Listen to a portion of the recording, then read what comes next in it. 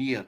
O Brasil fechou 2024 e começou 2025 com uma queda de 7% nas suas reservas de dólares, porque foi obrigado, o Banco Central leiloou muito dinheiro, né, muita moeda estrangeira, na tentativa de conter a alta da moeda, né, da moeda norte-americana. Minha pergunta para você, agora teremos o Banco Central sob nova direção, né, começando, Galípolo começando, boa sorte para ele, né, e eu te pergunto se você acha que o dólar vai cair sem ter inflação e se os juros vai cair junto, ou você querer demais essas três coisas? Acho que a primeira coisa, Vinícius, é bem importante essa discussão, tá? Porque como a gente estava falando antes, uma das grandes batalhas de 2025, né? Como já foi em 2024, né?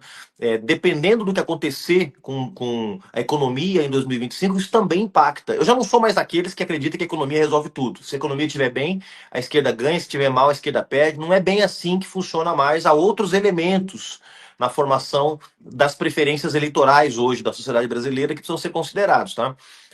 Mas a economia, sem dúvida, é um aspecto fundamental, né?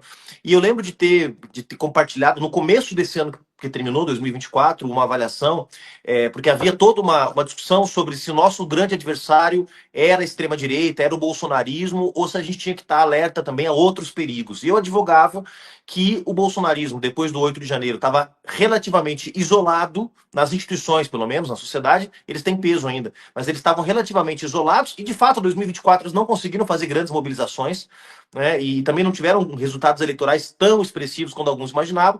E eu alertava que a gente ia ficar de olho no Centrão, que o Centrão podia interditar a agenda legislativa do governo, como, aliás, fez várias vezes, né, e, ao mesmo tempo, no mercado, porque o mercado tinha interesses em reduzir a margem de manobra do governo.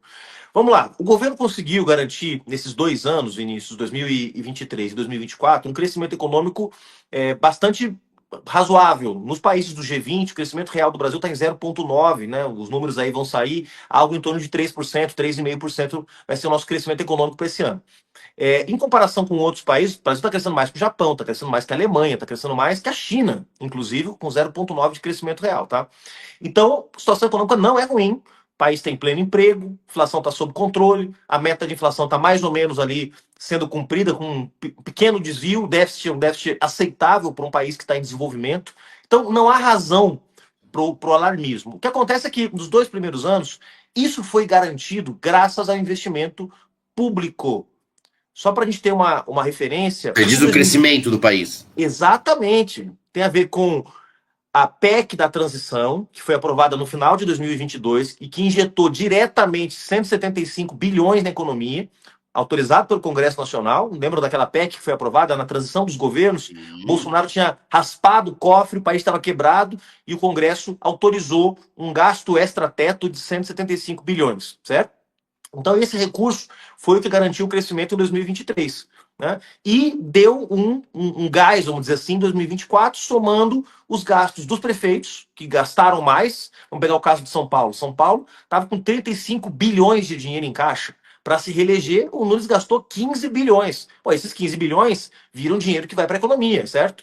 Acaba sendo, mesmo que ele tenha gastado em asfalto superfaturado, em obra superfaturada, para algum lugar esse dinheiro também vai. Tem que remunerar o operário, tem que remunerar o engenheiro, tem que remunerar o arquiteto, ou seja, esse dinheiro entra na economia, tá? Então, se a gente pegar 23 e 24, o que puxou o crescimento econômico do Brasil foi o investimento público. Teve investimento privado, também teve retomada do investimento privado, teve. Abriu fábrica da BYD, abriu fábrica disso, daquilo, mas esses investimentos, eles demoram mais tempo para voltar para a economia. Eles demoram um pouco mais. Então, o Brasil não cresceu por causa desses investimentos. Cresceu por causa do investimento público. Só em 2023, Vinícius, o crescimento do investimento público, em comparação com 22, que foi um ano que o Bolsonaro gastou pra caramba para tentar se reeleger, foi de 8%. Ou seja, o Brasil gastou 8% a mais em 23, um ano que não teve eleição, do que tinha gastado em 22, no ano que o Bolsonaro criou auxílio táxi, auxílio caminhoneiro, aumentou o valor do Auxílio Brasil, ou seja, aquela alopração que ele fez, pedalada nos precatórios. Você lembra disso, né? Lembro. Bolsonaro gastou muito em 22 para se reeleger. Em 23, o Estado desembolsou ainda mais, e é o que tem puxado. E é por isso que o mercado está desesperado. É que eu quero chegar, tá? Por quê? Porque o mercado não quer que o que crescimento produtivo, certo? Porque o crescimento produtivo torna menos interessantes os investimentos especulativos, né?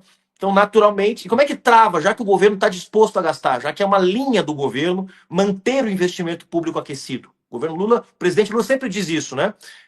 Governo não é banco para guardar dinheiro, né? O governo tem que usar os recursos para gerar emprego, cuidar da saúde, da educação, da infraestrutura e etc. Teve que torrar essa grana agora das reservas para conter o ataque especulativo do dólar, tá? Para jogar mais dólares na economia, para diminuir a pressão da busca por dólares que estava acontecendo na economia, estava desvalorizando a nossa moeda. Mas o governo não vai usar reserva para fazer investimento, vai usar os recursos orçamentários que estão disponíveis, a arrecadação aumentou. Então, a pressão que o mercado está fazendo é como? Vamos tornar os investimentos especulativos mais interessantes do que os investimentos produtivos. Para que um sujeito que tem capital, ao invés de investir numa fábrica, na ampliação de uma planta, ao invés de investir em algum tipo de investimento produtivo, ou seja, que gere, circule recursos, renda, riqueza na economia, gere emprego, gere renda, esse dinheiro vá para um fundo, esse recurso vá para a compra de títulos da dívida pública e etc.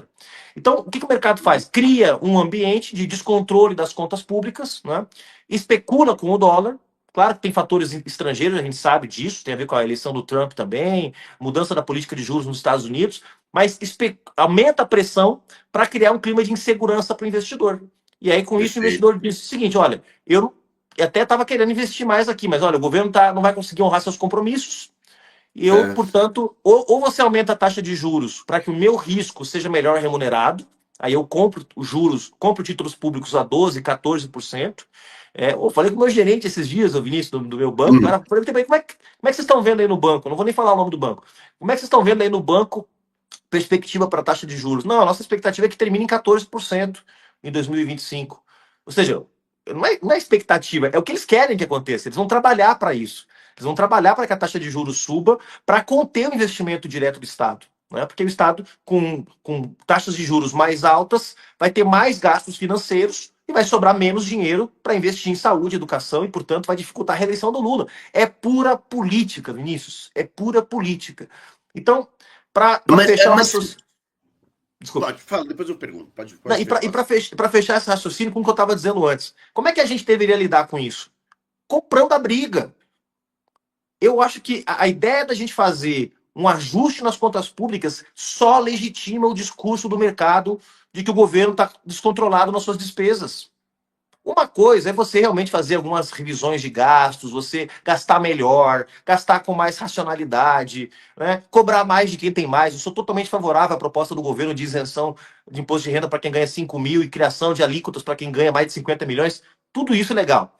Mas vai mexer no BPC, vai mexer no salário mínimo, não precisa. Você está legitimando o discurso do inimigo, entendeu? Quando o presidente Lula comprou a briga em torno da taxa de juros em 2023, foi uma briga corajosa que o presidente Lula comprou, que ele falou para o Campos Neto, tem que baixar a taxa de juros, você está sabotando o Brasil. 88%, saiu um Datafolha na época, você lembra? 88% das pessoas disseram que o presidente Lula estava certo. Isso criou um ambiente na sociedade para baixar a taxa de juros na sequência. Então, por que agora a gente não faz isso? Eu acho que a gente tem que ir para cima, temos que brigar com quem quer sufocar o investimento público, né? E começar desde já a pressionar, né, a imprensa que está fazendo o jogo do mercado, pressionar os agentes formadores de opinião, né, digamos assim, ajudar o DCM, ajudar as plataformas que dão espaço para visões econômicas alternativas, para a gente reequilibrar um pouco esse jogo.